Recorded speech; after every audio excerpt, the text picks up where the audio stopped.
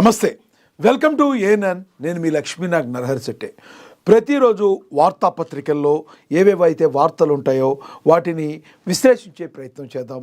ముందుగా మనం మహా డిజిటల్ పత్రికలో ఏం ప్రచురించారో వాటి గురించి ఒకసారి చూద్దాం. వాటిలో ఏమైనా ఉన్నాయో విశ్లేషిద్దాం. యుద్ధాన్ని ఆపేస్తా, థాయిలాండ్ కంబోడియాపై ట్రంప్ వ్యాఖ్యలు, 10 నెలల్లో 8 యుద్ధాలు ఆపానని మళ్ళీ ప్రకటన. అసలు మరి ఈ ట్రంప్ తనను తాను ఏమనుకుంటాడో కూడా ఈరోజు మనం ఒకసారి మరి మాట్లాడుకుందాం. అన్ని యుద్ధాలను ఈయనే ఆపానంటాడు, అదేంటో అర్థం కాదు. ఒకసారి మనం లోతుగా వెళ్ళి తర్వాత ఒకసారి అందులో ఏం ప్రచురించారో చదువుదాం. తర్వాత అది 2వ ఎడిషన్లో ఉంది. ఇక వన్డే ర్యాంకింగ్స్లో రోహిత్ కోహ్లీ హవా, టాప్ 5లో 3 భారత క్రికెటర్లు. ఇది నిజంగా చాలా శుభపరిణామం. భారత క్రికెట్కి ఇది ఒక తలామానికంగా మనం పేర్కొనవచ్చు. ఎందుకంటే వన్డేలో ర్యాంకింగ్స్లో మరి 5గురిలో 3 భారత క్రికెటర్లు ఉండటం, భారత క్రికెట్ ఏ రకంగా మరి శాసిస్తుంది మరి అని మనం అనుకోవచ్చు, తెలుసుకోవచ్చు. మరి దానిలో 3 భారతలో టాప్ ప్లేయర్లు టాప్లో ఉండటం మనం ఆహ్వానించదగ్గ విషయం. ఇక మోడీ ఈవీఎంలను కాదు ప్రజల మనసులను హ్యాక్ చేస్తున్నారు. లోక్సభలో మరి కంగనా రనౌత్, ఎవరైతే బీజేపీ హాట్ బ్రాండ్గా చెప్తూ ఉంటారో, మరి ఫైర్ బ్రాండ్గా చెప్తూ ఉంటారో, ఆవిడ కంగనా రనౌత్ అయితే చెప్పారు. ఇక గ్లోబల్ సమ్మిట్తో అంతర్జాతీయ ఖ్యాతి, ప్రభుత్వ వ్యూహాత్మక ప్రణాళికతో లక్షల కోట్ల పెట్టుబడులను కూడా ప్రచురించారు. ఇక చూసుకుంటే మోడీ రాహుల్ 88 నిమిషాల భేటీ, సుదీర్ఘ సమావేశంపై ఉత్కంఠ, సిఐసి ఇతర కమిషనర్ల నియామకాలపై సమావేశం, దేశ రాజధాని ఢిల్లీలో సౌత్ బ్లాక్లో ఇదైతే జరిగింది. వాళ్ళిద్దరు సమావేశం కావటం ఒక రకంగా మరి హాట్ టాపిక్గా అయితే మారిందని కూడా ప్రచురించారు. ఇక పిసిసి చీఫ్గా సంతృప్తిగా ఉన్నానని, త్వరలో వర్కింగ్ ప్రెసిడెంట్ పోస్టులు భర్తీ అవుతాయని, నెలాఖరులోపు కార్పొరేషన్ చైర్మన్లు బోర్డు పదవులు భర్తీ చేస్తామని, గ్లోబల్ సమ్మిట్ సక్సెస్ చూడలేక హరీష్ రావు విమర్శలు చేస్తున్నారని మీడియాతో పిసిసి చీఫ్ మహేష్ కుమార్ గౌడ్ మరి వెల్లడించడం జరిగిందని కూడా ఇక ప్రచురించారు. ఇక మనం చూడొచ్చు, నాడు ఇందిరా నేడు రేవంత్, ఉస్మానియా ఆర్ట్స్ కాలేజీ మెట్లెక్కిన తొలి సీఎం రేవంత్ కమిట్మెంట్పై ప్రశంసల జల్లు. ఉస్మానియాకు 1000 కోట్లు, ఆక్స్ఫర్డ్ తరహాలో తీర్చిదిద్దుతా, ఓయూలో ఖాళీ భర్తీ చేయండి, అద్భుత నిర్మాణాలు చేపట్టాలని ఆదేశాలని కూడా దీనిలో ప్రచురించారు. ఇక ఆటో డ్రైవర్లు మోసగించారని కాంగ్రెస్ సర్కార్పై కేటీఆర్ ఫైర్ అయ్యారు. సిరిసిల్ల డ్రైవర్లకు ఆయన బీమా పత్రాలు అయితే ఇచ్చారు. ఇక భాగ్యనగరంలో మెస్సీ మేనియా, మరి రేవంత్తో మ్యాచ్, మోడీతో భేటీ, 70 అడుగుల విగ్రహం, ramp walk, Messi tour schedule అదుర్స్ అని కూడా దీనిలో ప్రచురించారు. ఇక ఆర్టీసీ ఉద్యోగుల పిల్లల కోసం ప్రత్యేక స్కూల్, ప్రజా రవాణా వాటా 70% పెంచడమే లక్ష్యం, హైదరాబాద్లో 373 కొత్త రోడ్లలో బస్సులు ప్రారంభం, మహాలక్ష్మి పథకం 2 ఏళ్లు పూర్తయిన సందర్భంగా మంత్రి పొన్నం ప్రభాకర్ కీలక వ్యాఖ్యలు చేశారని కూడా దీనిలో ఇక ప్రచురించడం జరిగింది. ఇక మాధవరం కథ ముందు చెప్తానని, డాక్యుమెంట్లతో ప్రెస్ మీట్ పెడతానని కవిత సంచలన వ్యాఖ్యలు చేశారు. మరి ఏ రకంగా ఆవిడ పెడతారో మరి ఒక రకంగా చెప్పాలంటే ఒక మాటల యుద్ధం జరుగుతుంది మాధవరం కృష్ణారావుకి అండ్ కవితకి అని కూడా అనుకోవచ్చు, కల్వకుంట్ల కవితకి. చూద్దాం ఎవరు భవిష్యత్తు తేలుస్తారో మరి ఏంటనేది ప్రజలు కూడా ఎంతో ఆసక్తిగా ఎదురు చూస్తున్నారు. ఎవరి యొక్క సీక్రెట్లు, ఎవరు ఎలాంటి మాటలు మాట్లాడేట్లో నిజముందో మరి బయట పెడదామని చూస్తున్నారు. దాని గురించి కూడా చూద్దాం. ఇక ఓటుకు 20,000, శంషాబాద్ మండలంలో పంచుడు, నర్కుడా పంచాయతీలో సర్పంచ్ అభ్యర్థుల ఖర్చు 15 కోట్లు, 1700 ఓటర్లు, 15 కోట్ల ఖర్చు, పంచాయతీకి సర్వం సిద్ధం, 189 మండలాల్లో నేడే పోలింగ్, కౌంటింగ్, ఉపసర్పంచ్ ఎన్నిక కూడా నేడే. ఇవి మనం ముఖ్యంగా ప్రధానంగా మనకి మొదటి ఎడిషన్లో మనం చూసాం. ముందుగా ఈరోజు మనందరికీ తెలుసు, మండలాల వారీగా 3 విడతల్లో జరుగుతున్న ఎన్నికలకైతే నగారా అయితే మోగింది, ఎన్నికల నగారా మోగింది. మరి ఈ ఎన్నికలు ఏ రకంగా జరిగే అవకాశం ఉంది, ఎంత % మరి ఓటింగ్ జరిగే అవకాశం ఉంది, ఏ రకంగా ఉందో మనము ఒకసారి మాట్లాడే ప్రయత్నం చేద్దాం. మన ప్రతినిధి ఉన్నారు, హరీష్ ఉన్నారు, ప్రతినిధితో మాట్లాడదాం. ఒకసారి మా రిపోర్టర్ హరీష్తో మాట్లాడదాం. ఆయన ఏమైనా చెప్తారేమో, అక్కడ పరిస్థితులు ఏ రకంగా ఉన్నాయి లోకల్ బాడీ ఎలక్షన్ సంబంధించి మనం మాట్లాడే ప్రయత్నం చేద్దాం. బ్రో. ఆ, ఆ, హరీష్ చెప్పండి, ఈ పంచాయతీ ఎన్నికలు ఏ రకంగా జరుగుతున్నాయి? ఓట్లు వేయటానికి ప్రజలు సుముఖత ఎలా చూపిస్తున్నారు? ఎంత పర్సెంటేజ్ ఓటింగ్ జరిగే అవకాశం ఉందంటే ఏం చెప్తారు ఈరోజు?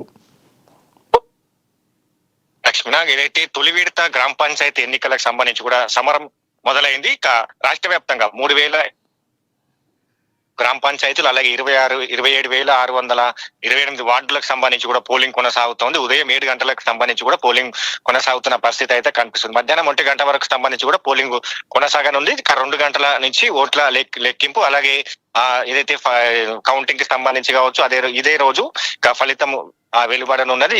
వీలైతే ఉప సర్పంచ్ కి సంబంధించి కూడా ఎన్నిక ఈ రోజే జరగనున్నది. ప్రధానంగా తొలి విడతకి సంబంధించి కూడా పకడ్బందీగా వైపు ఏర్పాట్లు కావచ్చు, ఎందుకంటే ఇప్పుడు స్థానిక సంస్థల సమరం కాబట్టి పోలింగ్ శాతం కూడా ఎక్కువగా నమోదయ్యే అవకాశాలు ఉంటాయి. ఎందుకంటే గ్రామీణ ప్రాంతాలకు సంబంధించి కూడా ఓటింగ్ జరగబోతా ఉన్నది కాబట్టి గ్రామీణ ప్రాంతంలో ఏదైతే పోలింగ్ శాతం గతంలో పలు సూచికల ద్వారా కూడా చెప్పొచ్చు, అంటే దాదాపుగా 60% పైగా కూడా పోలింగ్ నమోదు అవుతా ఉంటది. 60% కిందిగా కూడా ఎప్పుడు సంస్థల ఎన్నికల పరిస్థితి అయితే కనిపిస్తా ఉన్నది కాబట్టి ఇక ఇప్పుడు పోటీ నెలకొన్న పరిస్థితి అయితే కనిపిస్తా ఉంది. ప్రధానంగా ఇప్పుడు అధికారంలో ఉన్న కాంగ్రెస్ పార్టీ కావచ్చు, ప్రతిపక్ష బిఆర్ఎస్ పార్టీ, అలాగే బీజేపీ, ప్రధాన 3 పార్టీలతో కలిపి మొత్తంగా ఏదైతే ఇండిపెండెంట్ అభ్యర్థులకు సంబంధించి కూడా పోటాపోటీగా నామినేషన్ దాఖలు చేసిన పరిస్థితి అయితే కనిపిస్తా ఉన్నది.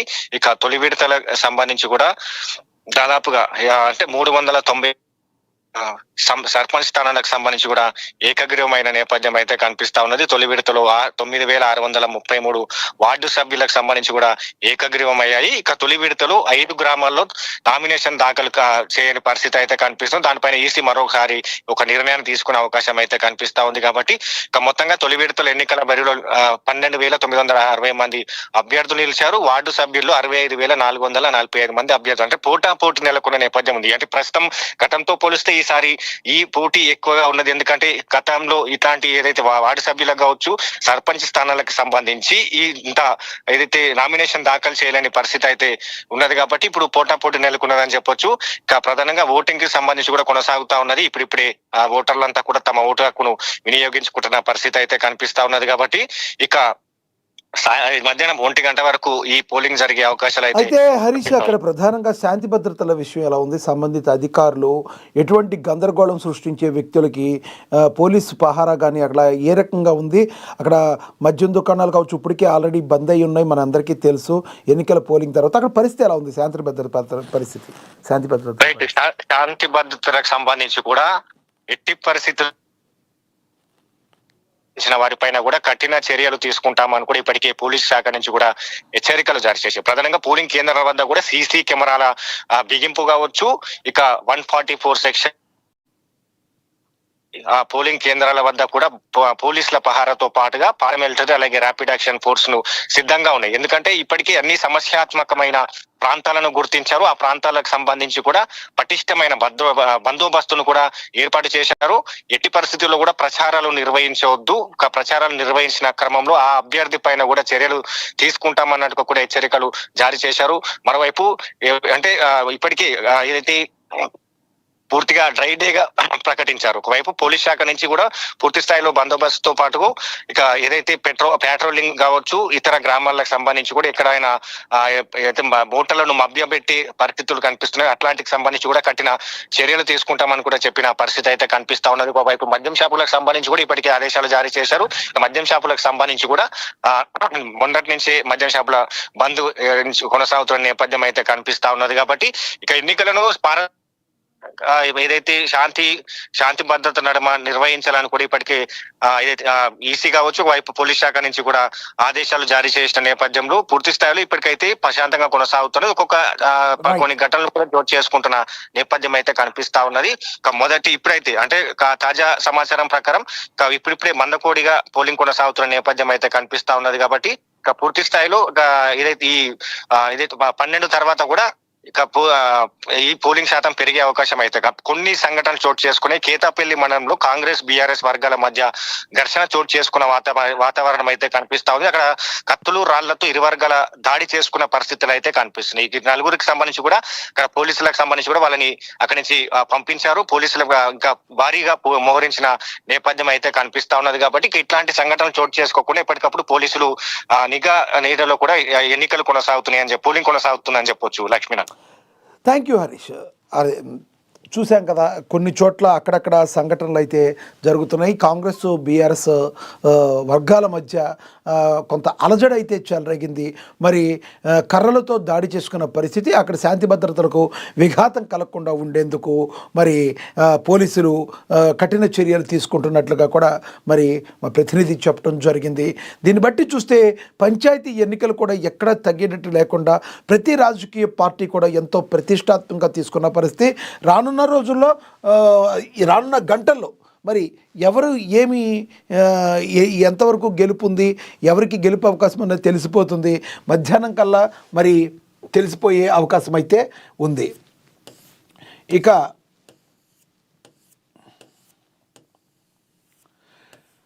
ఎన్నికల్లో విధులు నిర్వహించే అధికారులు జాగ్రత్తగా వ్యవహరించాలని, మొదటి విడత గ్రామ పంచాయతీ ఎన్నికల విధులు నిర్వహించే ప్రతి అధికారి జాగ్రత్తగా వ్యవహరించాలని జిల్లా ఎన్నికల అధికారి కలెక్టర్ సి నారాయణ రెడ్డి తెలిపారు. మొదటి విడత గ్రామ పంచాయతీ ఎన్నికల ఏర్పాట్లు బుధవారం జిల్లా ఎన్నికల అధికారి కలెక్టర్ నారాయణ రెడ్డి శంషాబాద్ జిల్లాలో మరి ఉన్నత పాఠశాల ఆవరణలో ఏర్పాటు చేశారు.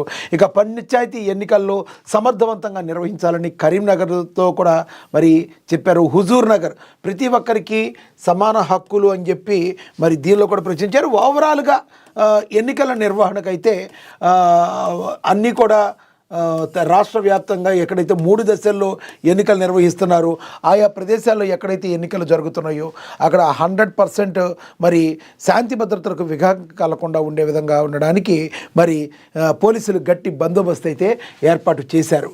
ఇక మనం చూద్దాం. నాడు ఇందిరా నేడు రేవంత్.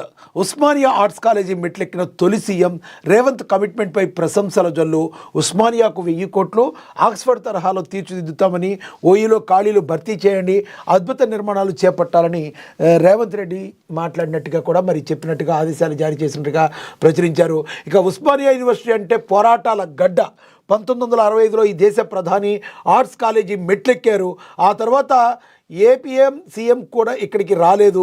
ఉస్మానియా గడ్డ నుంచి వచ్చే ప్రశ్నలంటే భయం. తెలంగాణ రాష్ట్ర సాధన ఉద్యమాన్ని రగిలించింది కూడా ఉస్మానియానే. గత 10 ఏళ్ళు కేసీఆర్ కూడా ఇక్కడికి రావడానికి సాహసించలేదు. 108 ఏళ్ల చరిత్ర గల యూనివర్సిటీలో ఆర్ట్స్ కళాశాల మెట్లెక్కిన తొలి ముఖ్యమంత్రిగా రేవంత్ రెడ్డి సృష్టించారు చరిత్ర. ఇక ఓయూ అంటే భయపడే నేతలకు భిన్నంగా ఆర్ట్స్ కళాశాల గడ్డపై నుండి 1000 కోట్ల నిధులు ప్రకటించారు. అధ్యాపకుల భర్తీకి ఆదేశాలు ఇచ్చారు. ఆక్స్ఫర్డ్ తరహాలో తీర్చిదిద్దుతామని ఆయన ప్రకటించారు. నిజంగానే ఎంతో గట్స్ ఉన్న సీఎంగా మరి రేవంత్ రెడ్డి మరోసారి నిరూపించుకున్నారు. అప్పట్లో ఇందిరాగాంధీ తర్వాత ఇప్పుడు రేవంత్ రెడ్డి మాత్రమే ఆర్ట్స్ కాలేజీ మెట్లెక్కారు. రేవంత్ రెడ్డి రీసెంట్గా ఆర్ట్స్ కాలేజీకి వెళ్ళారు.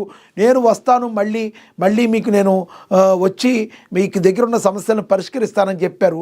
చెప్పిన విధంగానే అతి త్వరిత కాలంలోనే మళ్ళీ ఆర్ట్స్ కాలేజీ మెట్లెక్కి తానిచ్చిన మాటను నిరూపించుకున్నారు సీఎం రేవంత్ రెడ్డి. అంతేకాదు 1000 కోట్ల రూపాయలతో కాలేజీ యొక్క ఉస్మానియా ఆర్ట్స్ కాలేజీ యొక్క మరి అభివృద్ధి పనులకి శ్రీకారం చుట్టడానికి మరి అమౌంట్ని శాంక్షన్ చేయడం అయితే జరిగింది.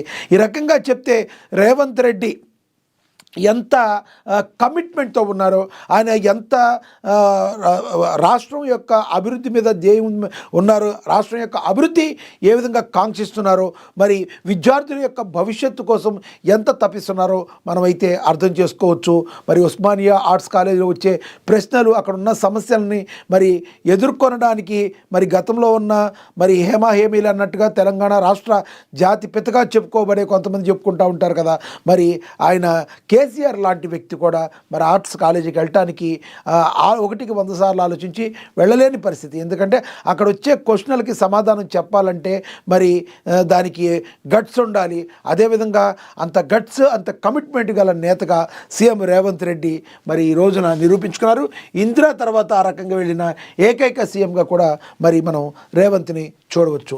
ఇక ఆటో డ్రైవర్లను మోసగించారు, కాంగ్రెస్ సర్కార్పై కేటీఆర్ ఫైర్, సిరిసిల్ల డ్రైవర్లకు బీమా పత్రాలు. కాంగ్రెస్ ప్రభుత్వంలో ఆటో డ్రైవర్లను నమ్మించి మోసం చేసింది అని కాంగ్రెస్ ప్రభుత్వం మోసం చేసిందని బీఆర్ఎస్ వర్కింగ్ ప్రెసిడెంట్ కేటీఆర్ మండిపడ్డారు. బుధవారం రాజన్న సిరిసిల్ల జిల్లా బీఆర్ఎస్ పార్టీ కార్యాలయంలో నిర్వహించిన ఆత్మీయ సమావేశంలో కేటీఆర్ పాల్గొని ఈ వ్యాఖ్యలు అయితే చేశారు. కేటీఆర్ మరి ఒక రకంగా ఒకవైపేమో పంచాయతీ ఎన్నికలు జరుగుతున్నాయి, మరోవైపేమో మరి కవిత ముప్పేట దాడి చేస్తున్న పరిస్థితి. కల్వకుంట్ల కవిత ఈ రోజున మరి బీఆర్ఎస్ పార్టీని టార్గెట్ చేసి మాధవరం కృష్ణారావు కావచ్చు, గతంలో మరి మనం కావచ్చు మన హరీష్ రావు మీద కావచ్చు డైరెక్ట్ అటాక్, మీరు ఏం చేశారనేది మల్లారెడ్డి మీద కూడా డైరెక్ట్ అటాక్ చేసిన పరిస్థితి. వీళ్ళందరితో కూడా ఓ పక్కన సతమతమవుతున్న కేటీఆర్ మరి పంచాయతీ ఎన్నికలో పక్కన చేతులెత్తేసిన పరిస్థితి. మరి అసలు ఎన్నికల్లో మనం ప్రచార పర్వంలో ఉన్నామా లేదా అని కార్యకర్తలు కూడా గందరగోళమైన పరిస్థితులు ఉన్న నేపథ్యం ఉందని చెప్పి విపరీతమైన విమర్శలు వస్తున్నాయి. మరి ఇంతటి విపరీతమైన విపత్కర పరిస్థితుల్లో కూడా మరి ఆటో డ్రైవర్లు అంటూ కేటీఆర్ మరి ఆటో డ్రైవర్లతో మాట్లాడటం జరిగింది. సిరిసిల్లకు సంబంధించి మరి సిరిసిల్లలో స్ట్రాంగ్ ఫౌండేషన్ వేయించుకోవడానికి మరి కేటీఆర్ రెడీ అవుతున్నట్టుగా తెలుస్తుంది. ఎందుకంటే రాష్ట్ర వ్యాప్తంగా కూడా మరి కాంగ్రెస్ పార్టీకి పాజిటివ్ వైబ్రేషన్స్ కనబడుతున్నాయి. కాంగ్రెస్ పార్టీని ప్రజలు ప్రజాప్రభుత్వంగా అవకాశం ఇచ్చినందుకు ఎంతో హ్యాపీగా ఫీల్ అవుతున్న పరిస్థితి. ఇలాంటి సమయంలో తన ఉనికిని చాటుకోవడానికి ఏదో ఒక రకంగా తాను లైమ్ లైట్లో ఉండడానికి అన్ని రాజకీయ పార్టీలు ట్రై చేస్తున్నాయి. దానికి కేటీఆర్ మాత్రం కూడా ఏమీ అతీతుడు కాదు అని మనకి అర్థమవుతుంది. ఇక ఆటో డ్రైవర్లను మోసం చేసిందంటూ మరి కేటీఆర్ మాట్లాడిన దాన్ని ప్రచురించడం మనం చూసాం. ఇక మాధవరం కథ ముందు చెప్తా, డాక్యుమెంట్లతోనే నేను బయట పెడతానని కవిత సంచలన ప్రెస్ మీట్ చేశారు. మరి దాని గురించి కూడా చూద్దాం. ఇక ఆర్టీసీ ఉద్యోగాలు పిల్లల కోసం ప్రత్యేక స్కూల్, ప్రజా రవాణా వాటా 70% పెంచడమే లక్ష్యం. హైదరాబాద్లో 373 కొత్త రూట్లలో బస్సులు ప్రారంభం. మహాలక్ష్మి పథకం 2 ఏళ్లు పూర్తయిన సందర్భంగా మంత్రి పొన్నం ప్రభాకర్ కీలకమైన వ్యాఖ్యలు చేశారు. నిజంగా మరి ఇప్పటికే ఆ కాంగ్రెస్ ప్రభుత్వం వచ్చే టైంకి మరి రాష్ట్రం అప్పులు కుప్పగా ఉన్న మాట వాస్తవం. మరి ఇంతటి విపత్కర పరిస్థితుల్లో కూడా తామిచ్చిన హామీల్ని నెరవేరుస్తూ మరి ముందుకు సాగడం కూడా ఒక గొప్ప అచీవ్మెంట్గా మనం అందరం చూడాలి. ఎందుకంటే మహాలక్ష్మి పథకం కింద మరి మహిళలందరికీ ఉచిత బస్సు ఇచ్చి కాంగ్రెస్ సర్కార్, రేవంత్ సర్కార్ ఎవరైతే ఉన్నారో తమ యొక్క ఇచ్చిన మాటను నిలబెట్టుకుంది అని చెప్పాలి. దానిలో భాగంగా మరి ఆర్టీసీకి సంబంధించి మరి మహాలక్ష్మి పథకానికి 2 ఏళ్లు పూర్తయ్యాయని చెప్పి మరి దానికి చెప్తూ జరిగింది. రాష్ట్రంలో ప్రజా రవాణా వ్యవస్థను మరింత బలోపేతం చేస్తూ విజన్ 2047లో భాగంగా ప్రస్తుతం ఉన్న 28% ఆర్టీసీ రవాణా వాటాను 70% పెంచడమే తమ లక్ష్యమని రవాణా శాఖ మంత్రి పొన్నం ప్రభాకర్ స్పష్టం చేశారు. మహాలక్ష్మి పథకం 2 ఏళ్లు పూర్తి చేసుకున్న సందర్భంగా బుధవారం బస్ డిపోల అధికారులతో నిర్వహించిన వీడియో కాన్ఫరెన్స్లో మంత్రి మాట్లాడారు. ప్రజల అవసరాలకు అనుగుణంగా ఆర్టీసీ కొత్త రూట్లను అన్వేషించాలని, ఇందులో భాగంగానే హైదరాబాద్ నగరంలో తాజాగా 373 కొత్త రూట్లను గుర్తించి బస్సులు నడిపిస్తున్నట్లుగా ఆయన అయితే వెల్లడించారు. మరి ఒక రకంగా చెప్పాలంటే ఇదంతా కూడా ఒక గుడ్ న్యూస్గా మనం కూడా చెప్పొచ్చు. ఇక భాగ్యనగరంలో మెస్సీ మేనియా, రేవంత్తో మ్యాచ్, మోడీతో భేటీ, 70 అడుగుల విగ్రహం, ర్యాంఫాక్ మెస్సీ టూర్ షెడ్యూల్, అదర్స్. ప్రపంచవ్యాప్తంగా కోట్లాది మంది అభిమానులు గుండెల్లో సాకర్ దేవుడిగా కొలవబడుతున్న అర్జెంటీనా దిగ్గజం లియోనియల్ మెస్సీ భారత పర్యటనకు రంగం సిద్ధమైపోయింది. మరి దాదాపు 14 ఏళ్ల సుదీర్ఘ విరామం తర్వాత ఈ ఫుట్బాల్ మాంత్రికుడు భారత గడ్డపై కాలు మోపనుండడంతో దేశవ్యాప్తంగా క్రీడాభిమానుల్లో ఉత్కంఠ తారాస్థాయికి చేరింది. ది గోట్ ఇండియా టూర్ 2025 25 పేరుతో జరుగుతున్న ఈ పర్యటనలో హైదరాబాద్తో పాటుగా దేశంలోని 4 ప్రధాన నగరాల్లో మెస్సీ సందడి చేయడం విశేషం. ముఖ్యంగా భాగ్యనగర వాసులకు ఈ పర్యటన ఒక తీపి జ్ఞాపకంగా మిగిలిపోనుంది. ఈ నెల 11 కోల్కతా వేదికగా మెస్సీ భారత పర్యటన అట్టహాసంగా ప్రారంభం కానుంది. ఫుట్బాల్ను అమితంగా ప్రేమించే బెంగాల్ గడ్డపై మెస్సీకి ఘన స్వాగతం పలికేందుకు అక్కడ ప్రభుత్వం మరియు అభిమానులు భారీ ఏర్పాట్లు చేశారు. ఈ సందర్భంగా మెస్సీకి సంబంధించిన 70 అడుగుల భారీ విగ్రహాన్ని ఆవిష్కరించనున్నారు. ప్రపంచంలోనే మెస్సీకి సంబంధించి ఇదే అత్యంత ఎత్తైన విగ్రహం కావడం గమనార్హం. భద్రతా కారణాల దృష్ట్యా ఈ ఆవిష్కరణ కార్యక్రమం వర్చువల్గా జరుగుతుంది. కోల్కతా పర్యటన ముగించుకుని అదే రోజు సాయంత్రం ప్రత్యేక విమానంలో 200 మంది భారీ బృందంతో కలిసి మెస్సీ హైదరాబాద్కు మరి చేరుకోనున్నారు. ఈ హైదరాబాద్లోని ఉప్పల్ స్టేడియం వేదికగా జరిగే ఈవెంట్ పర్యటనకి హైలైట్గా కాబోతుంది. మరి ఇక్కడ జరగనున్న 7 వర్సెస్ 7 సెలబ్రిటీ ఫ్రెండ్లీ మ్యాచ్లో మెస్సీ తన మ్యాజిక్ చూపిస్తున్నాడు. విశేషం ఏంటంటే తెలంగాణ ముఖ్యమంత్రి రేవంత్ రెడ్డి స్వయంగా మెస్సీతో కలిసి గోల్డ్ కప్కు హాజరు కానున్నారు. హైదరాబాద్ పర్యటన అనంతరం ముంబై చేరుకోనున్న ఆయన సాకర్ స్టార్ అక్కడ బాలీవుడ్ ప్రముఖులతో కలిసి ఓ ఫ్యాషన్ షోలో పాల్గొని ర్యాంప్ వాక్ చేయనుండడం విశేషం. తన పర్యటన ముగింపు దశలో దేశ రాజధాని ఢిల్లీకి చేరుకుని భారత ప్రధాని నరేంద్ర మోడీతో ప్రత్యేకంగా భేటీ కానున్నారు. 2011లో వెనుజులాతో జరిగిన మ్యాచ్ కోసం కోల్కతా వచ్చిన మెస్సీ ఇప్పుడు వరల్డ్ కప్ విన్నర్గా greatest of the all time భారత్కు వస్తుండటంతో అభిమానుల ఆనందానికి మరి అవధులు లేకుండా పోయాయి. మరి భాగ్యనగరంలో మెస్సీ మేనియా అయితే కనబడుతుంది.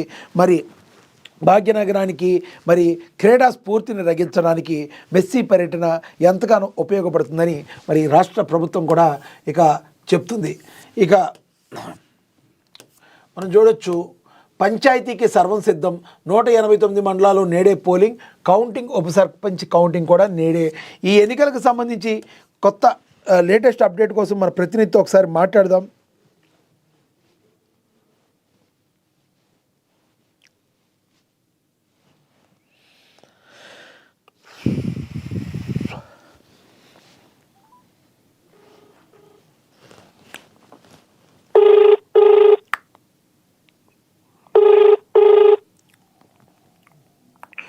సో భవిత, నేను లక్ష్మీనాగ్ని, మన ఏఎన్ఎన్ న్యూస్ నుంచి మనం మార్నింగ్ పేపర్ న్యూస్ విశ్లేషణలో ఉన్నాం.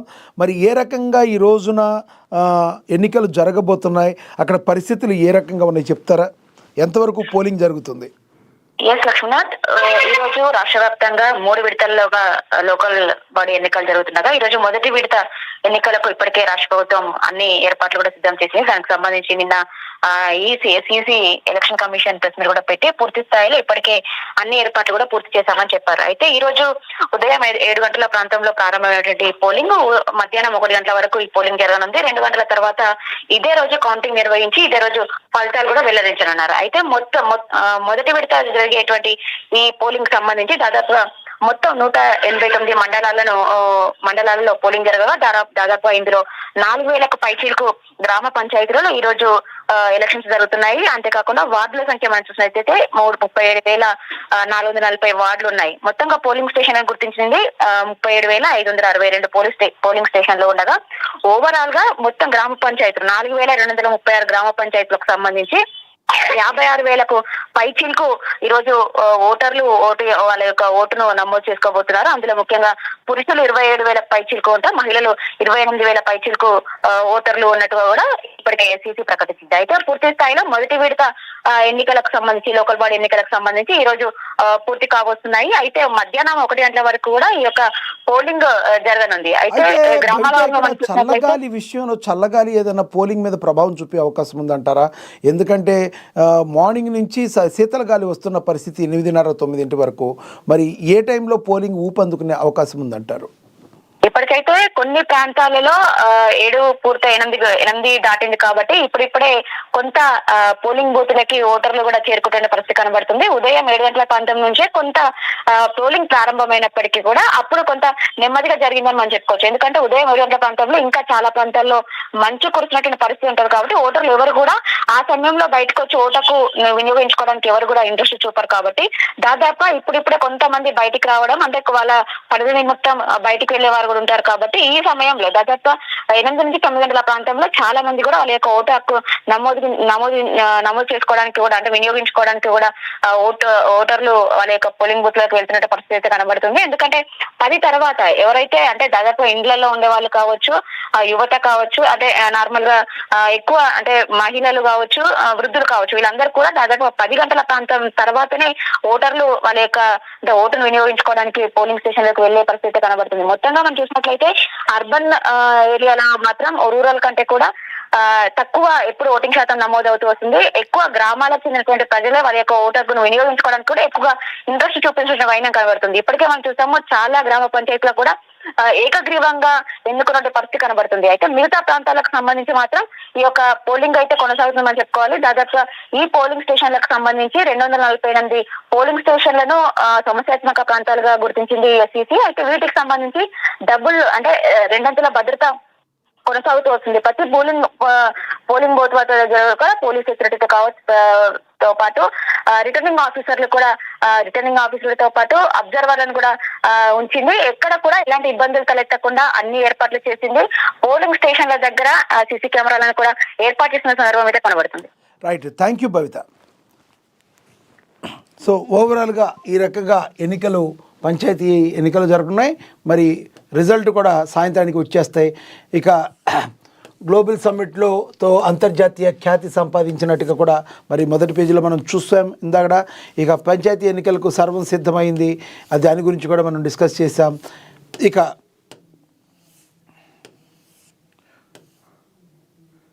పోలింగ్ డ్యూటీలో ఎవరైనా గైర్హాజరైతే మాత్రం వాళ్ళకి షోకాజ్ నోటీసులు ఇస్తామని కూడా మరి చెప్పారు.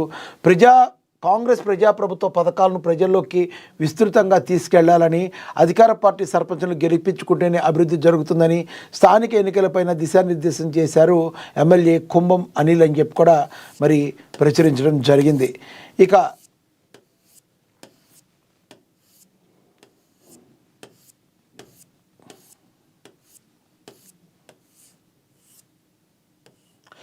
లైన్ క్లియర్ అయింది. అఖండ 2 కొత్త విడుదల తేదీ ఇదేని కూడా ప్రచురించారు.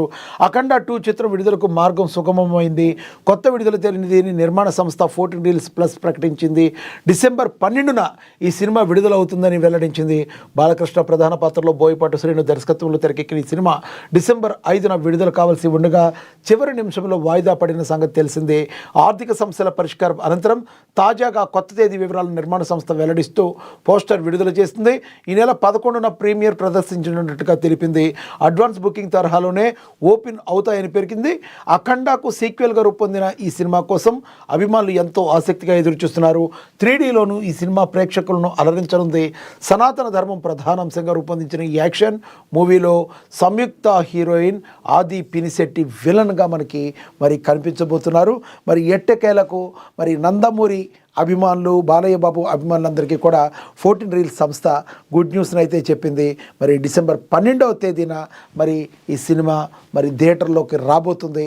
ఈ సినిమా థియేటర్లోనికి రావడానికి అతి త్వరగా డిసెంబర్ 5న రిలీజ్ అవ్వాలి. మరి 5 నుంచి 12 వారం రోజుల పాటు ఇలా జరిగి మళ్ళీ థియేటర్లోకి రావడానికి ఎంతో కృషి చేసిన ఏకైక వ్యక్తి మరి నందమూరి బాలకృష్ణ గారు స్వయంగా పూనుకొని మరి 14 రీల్స్ సంస్థతో మరి వాళ్ళ యొక్క లోటుపాట్లు ఏంటో తెలుసుకుని అన్నిటినీ సరిచేపించి మరి థియేటర్లోనికి ఈ రోజున కేవలం బాలయ్య అభిమానుల కోసం బాలకృష్ణ ఎంతగానో శ్రమించి మరి అతి తక్కువ సమయంలోనే మళ్ళీ వెంటనే రిలీజ్కి సిద్ధం చేశారంటే అదేవిధంగా బాలకృష్ణ అభిమానుల యొక్క ఒత్తిడి కూడా 14 రీల్స్ సంస్థ మీద చాలా విపరీతంగా ఉందని చెప్పుకోవాలి. ఎందుకంటే మరి ఇప్పటికే బాలయ్య బాబు జీవితంలో ఇంతవరకు ఎప్పుడు కూడా ఇలా దగ్గర దాకా వచ్చి టికెట్లు అమ్మిన తర్వాత ఆ సినిమా మళ్ళీ వెనక్కి వెళ్ళిపోవడం అంటే ఇది చాలా దారుణమైన అవమానం. ఇంతవరకు చరిత్రలో ఎక్కడా లేదు. ఈ చరిత్రలో ఒక చేదుగా వంటి జ్ఞాపకంతో మిగిలిపోతుంది.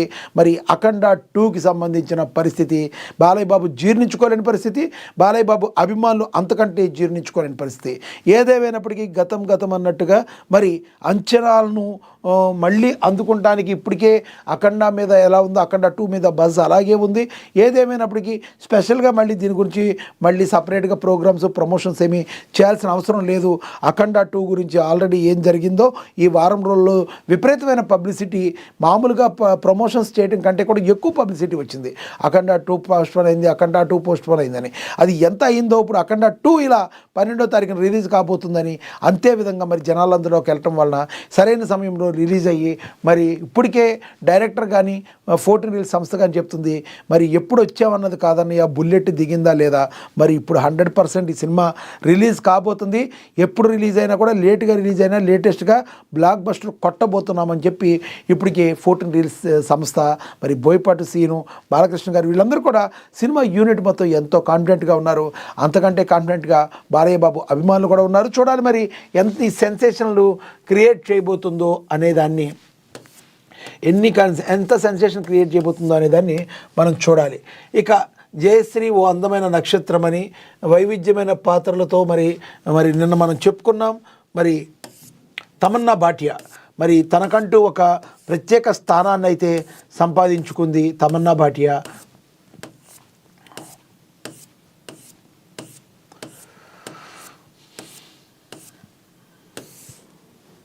ఇక మనం చూసాం వన్డే ర్యాంకింగ్స్లో రోహిత్ కోహ్లీల హవా. మరి మనం దీని గురించి కూడా మాట్లాడుకోవాలి. వన్డే ర్యాంకింగ్లో మరి వీళ్ళిద్దరిని మనకి తెలుసు. ఈ రోజున రోకోగా మరి అందరూ కూడా దేశవ్యాప్తంగా పిలుస్తున్నారు. రోకో అంటే రోహిత్ కోహ్లీ. మరి ఈ రోకోని మరి అడ్డుకోవాలని ఒక రకంగా మరి గౌతమ్ గంభీర్ అడ్డుకుంటున్నాడు అని చెప్పి రకరకాల ఆరోపణలు వస్తున్నాయి. బీసీసీఐ కూడా వీళ్ళని అడ్డుకోవాలని చూస్తుందని, ఎటువంటి పరిస్థితుల్లో వీళ్ళంటే లేకపోతే పరిస్థితి మరి ఏ రకంగా ఉంటుంది, వీళ్ళ ఇంపార్టెన్స్, రోకో యొక్క ఇంపార్టెన్స్ మరి ఇంకా ఉంది అని తెలియజేయడానికి నిదర్శనంగా సౌత్ ఆఫ్రికా టూర్లో అద్భుతమైన బ్యాటింగ్తో ఇద్దరు కూడా 300 పైచీలకు రన్స్తో చాలా అద్భుతంగా రాణించారు. దాంతో ఏం చేయలేని పరిస్థితిలో మరి బీసీసీఐ కూడా ఉందని చెప్పి, అదేవిధంగా మరి గంభీర్ ఒక రకంగా మరి వీళ్ళని అడ్డుకుంటున్నాడనే విమర్శలు అయితే ఉన్నాయి. దానిలో ఎంతవరకు వాస్తవం ఉండదు అనేది మరి ఇంకా తేలాల్సి ఉంది. ఇప్పటికైతే అది కేవలం మనం ఆరోపణగానే చూడాలి తప్పితే దానిలో ఎంతవరకు నిజముందనేది మనకు తెలియదు. కానీ వీళ్ళు మొన్న బ్యాటింగ్ చేసిన తీరును చూస్తే ఏదో సౌత్ ఆఫ్రికా మీద కోపంతోనో సౌత్ ఆఫ్రికా మీద కొట్టాలనో మరి అది కాదు, కేవలం తమ మీద ఏదైతే ప్లానింగ్స్ జరుగుతున్నాయో మరి వాళ్ళు కేవలం బ్యాట్తో సమాధానం చెప్పి మేము భారతదేశానికి ఇప్పటికీ కూడా మరి క్రికెట్కి ఇప్పుడున్న పరిస్థితుల్లో ఎంత ఇంపార్టెంటో తమ ఇంపార్టెన్స్ని తెలియజెప్పడానికి ఎంతో కసిగా ఆడారు అని చెప్పి మరి ప్రశంసలు అయితే అందిస్తున్నారు. రోహిత్ శర్మకి, విరాట్ కోహ్లీకి అభిమానులు ఎంతమంది ఉంటారో మనకు తెలుసు. ఒకళ్ళేమో వీరబాదుడు బాదుతారు, ఆయన రోహిత్ శర్మ. ఆయన కొట్టే సిక్స్లు చూస్తుంటే బాలు కనిపించదేమో, గ్రౌండ్ అవతల పడిపోద్దేమో, అంతటి భారీ సిక్స్లు, హైగా వెళ్ళే భారీ సిక్స్లు కొట్టడంలో దిట్ట. ఇంకొకళ్ళేమో పరుగుల మెషిన్, ఎందుకంటే ఆయన పరుగుల వరద పారిస్తూనే ఉంటాడు. ఒత్తిడి పెంచే కొద్దీ మరి ఆపోజిట్ టీము బౌన్సర్లు వేసి రెచ్చగొట్టే కొద్దీ ఆయన ఇంకా రెచ్చిపోతాడు. కేవలం బ్యాట్తోనే సమాధానం చెప్పి మరి ఒక రకంగా చెప్పాలంటే క్రికెట్ గాడ్ సచిన్ టెండూల్కర్ ఎప్పుడైతే ఉన్నారో ఆయన రిటైర్డ్ అయిపోయిన తర్వాత భారత అభిమానులు అంత ఆవేదన, ఎవరు దొరుకుతారు మనకి, మన పరిస్థితి ఏంటి, భారతదేశం నుంచి మన గాడ్ రిటైర్డ్ అయిపోతున్నాడు అన్నప్పుడు ఒక్కడొచ్చాడు, ఆయనే విరాట్ కోహ్లీ. నేనున్నానని మరి సచిన్ టెండూల్కర్ ఏ స్థానంలో అయితే ఉన్నారో ఆ స్థానంలో ఉండి వీరబాదుడితో ఉండి అతి తక్కువ మరి కొన్ని సెంచరీలు చేస్తే ఈయన కూడా 100 సెంచరీలు చేసే అవకాశం అయితే కనబడుతుంది. ఈ రకంగా మొన్న ఆడినట్టు బ్యాక్ టు బ్యాక్గాన మరి కొన్ని సెంచరీలు కొట్టగలిగితే మరి సచిన్ రికార్డుని అందుకునే అవకాశం కూడా ప్రపంచం మొత్తం మీద కూడా ఇప్పుడు కేవలం విరాట్ కోహ్లీకి మాత్రమే ఉంది. ఇక మరి భారత ఐసీసీ ప్రకటించిన మరి మొత్తం ఇండియా టోటల్గా క్రికెట్ కౌన్సిల్ ప్రకటించిన దానిలో భారత ప్లేయర్ల నుంచి ముగ్గురు, ఉన్న 5గురిలో 3 టాప్లో ఉన్నారంటే భారత్కి ఇప్పుడు ఏ రకంగా క్రికెట్లో మరి ప్రజాదరణ కలుగుతుందో, వాళ్ళు ఏ రకంగా దాన్ని అందిపుచ్చుకుని మంచి స్థాయిలో ఉన్నారో మనకి అర్థమవుతుంది. ఒకప్పుడు ఆస్ట్రేలియా క్రికెట్ని శాసించింది, కానీ ఆస్ట్రేలియా నుంచి ఇప్పుడు భారతదేశమే క్రికెట్ని శాసించే స్థాయికి ఎదిగింది అంటే కేవలం దానిలో మరి మన ప్లేయర్ల యొక్క పాత్ర వర్ణాతీతం. దానిలో రోకో ఎవరైతే ఉన్నారో వీళ్ళిద్దరూ కూడా మంచి పాత్ర. రానున్న రోజుల్లో మరిన్ని వన్డేలు ఆడి వచ్చే వరల్డ్ కప్కి కూడా వాళ్ళు ఆడాలి అని చెప్పి భారతదేశం ఉన్న అభిమానులు మొత్తం కూడా కోరుకుంటున్నారు.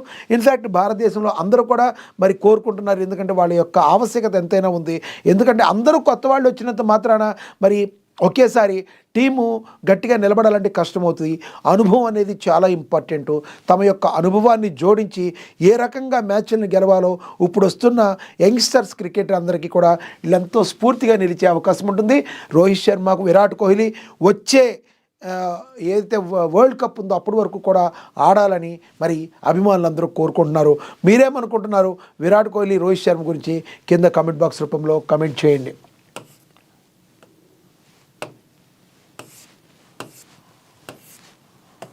ఇక ఏపీ న్యూస్ చూద్దాం, ఏమేం ప్రచురించారో చూద్దాం. డ్రోన్ సిటీలో పెట్టుబడులు పెట్టండి, గూగుల్ సీఈఓ సుందర్ పిచాయ్తో లోకేష్ కరచాలనం. అసెంబ్లింగ్ టెస్టింగ్ యూనిట్ ఏర్పాటు చేయండి, గూగుల్ సీఈఓ సుందర్ పిచాయ్కు లోకేష్ విజ్ఞప్తి చేశారు. విశాఖలో గూగుల్ డేటా సెంటర్ పనులపై చర్చ, అమెరికాలో ఐటీ దిగ్గజ సంస్థ ప్రతినిధులతో భేటీ అయ్యారు. ఏపీలో ఏటీఎంపీ యూనిట్ ఏర్పాటు చేయండి, ఇంటెల్ ఐటీ సిటిఓ శేషకృష్ణపూర్తో భేటీ అయ్యారు లోకేష్ ప్రతిపాదనను టెక్ దిగ్గజాలు సానుకూలత స్పందించాయని, మార్చిలో గూగుల్ డేటా సెంటర్కు శంకుస్థాపన, శాన్ ఫ్రాన్సిస్కోబియా ఏరియాలో కౌన్సిల్లో భేటీ అయ్యారు లోకేష్ అని కూడా మరి ప్రచురించడం జరిగింది. ఆంధ్రప్రదేశ్ ఇప్పుడిప్పుడే అభివృద్ధి వైపు అడుగులు వేస్తుంది. మరి ఐటీ రంగంలో కూడా ఉన్నత స్థాయికి ఎదగడానికి కూటమి ప్రభుత్వం కృషి చేస్తున్నట్టుగా మనకైతే కనబడుతుంది. రానున్న రోజుల్లో మరి అన్ని రాష్ట్రాలతో పాటు ఆంధ్రప్రదేశ్ కూడా అభివృద్ధి పదంలో ముందుకు వెళ్ళడానికి, ఐటీ రంగ సంస్థలో కూడా బలోపేతం అవడానికి ఇది ఎంతగానో దోహదపడుతుంది. మరి ఐటీ శాఖ మంత్రిగా లోకేష్ సక్సెస్ అయ్యాడని మనం చెప్పుకోవాలి. మరి ఈ రకంగా మరి గూగుల్ సీఈఓ గారి పిచాయ్తో ఆయన కలవటం, మరి రానున్న రోజుల్లో మరిన్ని సంస్థలు మరి విశాఖకు కానీ ఆంధ్రప్రదేశ్ కానీ తరలి రావడం అనేది మనం ఆహ్వానించదగ్గ విషయం.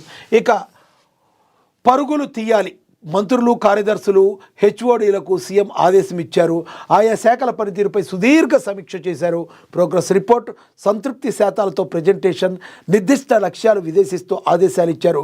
సంక్షేమం, అభివృద్ధి రెండు జరగాల్సిందేనని, తగిన విధంగా ఆర్థిక వనరుల సమీకరణ, 3 నెలల్లో ప్రజల్లో సంతృప్తి 80% కావాలని, 15 రోజుల్లో ఫైల్ క్లియర్ చేయాల్సిందేనని, మంత్రులు, కార్యదర్శులు ప్రజల్లోకి వెళ్లాల్సిందేనని, జనవరి 15 నుంచి ఫైళ్లన్నీ ఆన్లైన్లోనే ఉంటాయని మరి చెప్పారు. వృద్ధి రేటు నుంచి ప్రజల్లో సంతృప్తి దాకా, ఆన్లైన్లోనే సేవల నుంచి పెండింగ్ ఫైల్స్ దాకా, కేంద్ర ప్రాయోజిత పథకాల నిధుల నుంచి ఆయా శాఖల్లో సాంకేతిక పరిజ్ఞానం వినియోగం దాకా అనేక అంశాలపై ముఖ్యమంత్రి చంద్రబాబు సమీక్షా సమావేశాన్ని అయితే నిర్వహించారు. మరి ముఖ్యమంత్రిగా చంద్రబాబు మనందరికీ తెలుసు, మరి ఉమ్మడి రాష్ట్రంలో కూడా తన యొక్క విజన్తో, తన యొక్క ముందు చూపుతో మరి ఉమ్మడి ఆంధ్రప్రదేశ్ను కూడా ఆయన తీసుకెళ్లిన తీరు మనందరికీ కూడా గుర్తుంది. అందులోనూ హైదరాబాద్ వంటి నగరాన్ని అభివృద్ధి పరచడంలో, అంకురార్పణ చేయడంలో, మరి హైదరాబాద్లో ఉన్న మరి ఐటీ సంస్థలన్నీ కూడా ఈ రోజున మూలాలు ఒక రకంగా అప్పట్లో మరి శంకుస్థాపనలు చేపించిన ఘనత, మరి ఈ రోజున అభివృద్ధి పదంలో హైదరాబాద్ అభివృద్ధిలో ముందుకు పోతుంటే ఆ రోజుల్లో చంద్రబాబు నాయుడు చేసిన కృషి 100% ఉంది అనేది వాస్తవం. దాన్ని మనందరం కూడా గుర్తించాం, అది అందరికీ మనకు తెలుసు. అదేవిధంగా ఆంధ్రప్రదేశ్ కూడా డెవలప్మెంట్కి ప్రస్తుత ముఖ్యమంత్రి మరి తన మేధస్సును మరి ఉపయోగిస్తున్నారు. అదేవిధంగా ప్రజల యొక్క కాంక్ష కోసం, ప్రజల యొక్క అవసరాల కోసం ఎప్పటికప్పుడు కూడా అధికారులందరూ కూడా పరుగులు తీయాలి. మరి అధికార యంత్రాంగాన్ని పరుగులైతే పెట్టిస్తున్నారు. నిరాశ, నిర్లిప్తత అనే దానికి తావు లేకుండా ఎటువంటి పరిస్థితుల్లో ప్రజలకు కావాల్సిన ఈ చేయడానికే ప్రభుత్వం ఉంది, అధికారులు ఉన్నారు. కాబట్టి ఎప్పుడు కూడా ప్రజల్లో మంచి శాతం అనేది పెరగాలి. మాకు ఈ ప్రభుత్వం బాగా చేస్తుంది, మాకు ఈ అధికారులు బాగా చేస్తున్నారని పరుగులు తీయాలి. కానీ మరి మీరు సోమరితనంగా మాత్రం, లేదంటే బద్ధకంగా ఉండడానికి ఛాన్సే లేదు. అందరిలో కూడా మీ ప్రోగ్రెస్ రిపోర్ట్లు ఉంటాయి. మీరు ఏమేం చేస్తున్నారు, గతంలో ఎలా ఉన్నారు, మీరు ఎంతవరకు ప్రజలకి ఉపయోగకరమైన పనులు చేస్తున్నారు, మీ ప్రోగ్రెస్ రిపోర్ట్లన్నీ కూడా తెప్పించుకుంటానని చెప్పి అధికార యంత్రాంగాన్ని మరి చంద్రబాబు పరుగులు పెట్టిస్తున్నారని కూడా దీనిలో ప్రచురించడం జరిగింది. ఇక వివేక హత్య కేసులో మరింత దర్యాప్తులకు విచారణకు ఓకే అని చెప్పారు. పాక్షిక విచారణకు అనుమతించిన నాంపల్లి సిబిఐ కోర్టు సునీల్ యాదవ్, కిరణ్ యాదవ్తో వైఎస్ ప్రకాష్ రెడ్డి, అర్జున్ రెడ్డి ఫోన్ సంభాషణలపైనే దర్యాప్తుని నెల రోజుల్లో పూర్తి చేయాలని సిబిఐకి దిశానిర్దేశం జరిగింది. చూద్దాం అతి త్వరలో వివేక హత్య కేసులో మరింత దర్యాప్తు జరిగి మరిన్ని విషయాలు ఏవైతే బయటికి వస్తాయో.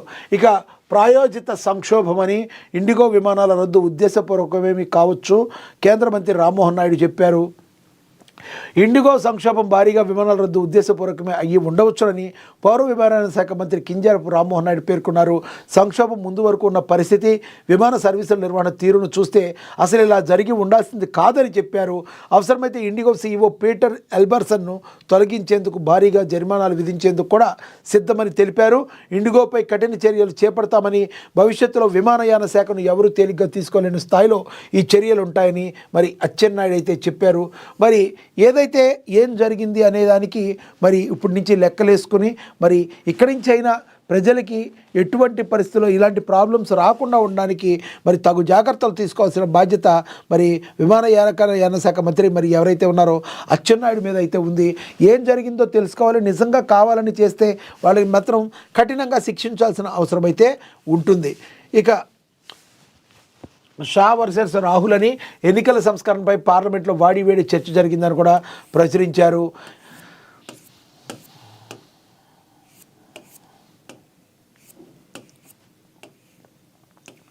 డ్రోన్ సిటీలో పెట్టుబడులు పెట్టండి అడోబ్ సీఈఓతో శంతన్ నారాయణతో కూడా మంత్రి లోకేష్ భేటీ అయ్యారు. ఓవరాల్గా చూస్తే మనకి మరి ఆంధ్రప్రదేశ్ అభివృద్ధి రంగం వైపు వెళ్ళడానికి మరి ఏ రకంగా ముందుకు వెళ్ళాలో మరి కూటమి ప్రభుత్వం కూడా ఆ రకంగా ముందుకు అడుగులు వేస్తుందని చెప్పొచ్చు.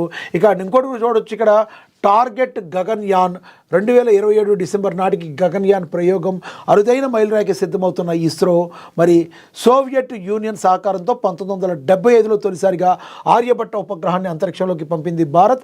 నేడు సొంతంగా మానవ సహిత అంతరిక్ష నౌకను రోదసీకి పంపే స్థాయికి ఎదిగింది. గగన్యాన్ పేరిట 2027 డిసెంబర్లో అరుదైన ప్రయోగానికి ఇస్రో సిద్ధమవుతుంది. వ్యోమగాములను అంతరిక్షంలోకి పంపి వారిని సురక్షితంగా భూమి మీదకు తీసుకురావడం ఈ మిషన్ యొక్క ప్రధాన లక్ష్యం. ప్రధాని మోడీ కూడా ఈ ప్రాజెక్టును త్వరగా పూర్తి చేయాలని నిర్దేశించారు. దీంతో 2027 డిసెంబర్ నామటికి వ్యోమగాములతో కూడిన అంతరిక్ష యాత్ర చేపట్టే లక్ష్యంతో ఇస్రో పనిచేస్తుంది. మరి ఇస్రోకి మరి మనందరం కూడా మరి 100% ఆల్ ది బెస్ట్ చెప్పాల్సిన పరిస్థితి. ఎందుకంటే మనకి తెలుసు భారతదేశ యొక్క కీర్తిని మరి పైకి పంపించడంలో, నలుదిశలా వ్యాపింప చేయటంలో ఇస్రో మరి ప్రధాన పాత్రనైతే పోషించింది. అన్ని దేశాలకు ధీటుగా ఎన్నో సక్సెస్లను సాధిస్తూ మరి చంద్రమండలం దగ్గర నుంచి మరి గగనతలంలో అన్ని వైపులకి మన ఇస్రో అనేక విజయాలను సాధిస్తూ ముందుకు దూసుకుపోతుంది. మరి ఇస్రోకి కూడా మనం 100% మరి రానున్న రోజుల్లో తమ యొక్క లక్ష్యాలను నెరవేర్చాలని ఆల్ ది బెస్ట్ చెప్పాలి. ఇక అదిరిపోయే యాక్షన్ హంగామా అని చెప్పి మరి రేపే విడుదల అని చెప్పి మరి రాత్రి ప్రీమియర్ షోస్ ప్రారంభం అని చెప్పి అఖండ గురించి కూడా దీనిలో రాయడం జరిగింది. ఓవరాల్గా చూస్తే మరి ఈరోజు ఇంపార్టెంట్ వార్తలు ఏవైతే ఉన్నాయో వాటిని మనం విశ్లేషించాం. ఎన్నికలు తెలంగాణ వ్యాప్తంగా అయితే మరి 3 దశల్లో ఎన్నికలు జరగబోతుంది. దానిలో తొలి విడత ఎన్నికల్లో భాగంగా మరి పంచాయతీ ఎన్నికలు జరగబోతున్నాయి. మధ్యాహ్నం కల్లా మరి ఎన్నికల్లో ఉన్న ఎవరిది గెలుపు అనేది మరి ఎవరు ఓటర్ తీర్పు, పంచాయతీ ఓటర్ తీర్పు ఏ విధంగా ఉందనేది మనకి సాయంత్రానికి తేలిపోనుంది భవితవ్యం. చూద్దాం ఏం జరగబోతుందో. ఇది వాటి పేపర్ అనాలిసిస్. నేను మీ లక్ష్మీ నరహర్ శెట్టి. నమస్తే.